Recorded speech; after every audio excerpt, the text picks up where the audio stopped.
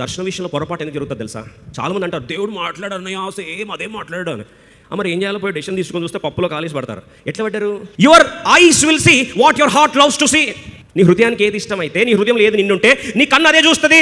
నీ హృదయం అంతా సొదొమ గొమొర్రా నిండాలి అంటే వాస్తవంగా నువ్వు నీ హృదయంలో లోతు ఏది నింపుకున్నాడు తెలుసా? బ్యాక్గ్రౌండ్ ఫ్లాష్ బ్యాక్ వెళ్దాం. చూస్తున్నది సొదొమ గొమొర్రా, కానీ ఆయనకు ఒక దేశంలా కనిపించింది. ఏం కనిపించింది? 13:10 ఐగుప్తు దేశము వలె కనిపించింది. అప్పుడు ఆ దేశము కరువు వచ్చెను. ఆ దేశంలో కరువు బారుగా ఉన్నందున అబ్రహాము ఐగుప్తు దేశంలో నివసించుటకు అక్కడికి. అబ్రహాం ఎక్కడికి వెళ్ళాడు? ఐగుప్తు. మరి అబ్రహాం ఎక్కడికి వెళ్తే తోక ఎవరు ఎట్టెళ్తాడు? లోతు ఎట్టెళ్తాడండి? Wherever you go I will follow అని వచ్చాడు. ఎవరు? లోతు. తీరా వస్తే ఏ దేశానికి వచ్చాడట? ఐగుప్తు దేశానికి వచ్చాడు. అబ్బా పిరమిడ్లు ఏమున్నాయి, అబ్బా మెట్రోపాలిటన్ ఎంత బాగు. ఇదంతా చూసినట్టే మొత్తం అంతా నేను నింపుకున్నాడు, హృదయం నింపేసుకున్నాడంట. నింపేసుకున్న తర్వాత ఇప్పుడు బాగా వినండి, మళ్ళీ వచ్చి దాసులు కొట్లాడుకుంటా ఉండేసరికి నాకు సంబంధం లేదు ఈ ప్రాంతంలో ఉండనని చెప్పేసి వచ్చి కొట్లాడుకుంటా ఉంటే అబ్రహాం వచ్చాడు. ఏందన్నా నీకు ఎక్కడ కావాలంటే అటు వెళ్ళిపో, నో ప్రాబ్లం, నువ్వు చూస్ చేసుకో, నీకు ఫస్ట్ ఆప్షన్ ఇస్తాను, వదిలేస్తే రిజెక్ట్ చేసి నేను తీసుకుంటా అంటే కనులెత్తి చూశాడు. చూసి అంటాడు, అబ్బాబా నాకేం కనిపిస్తుంది?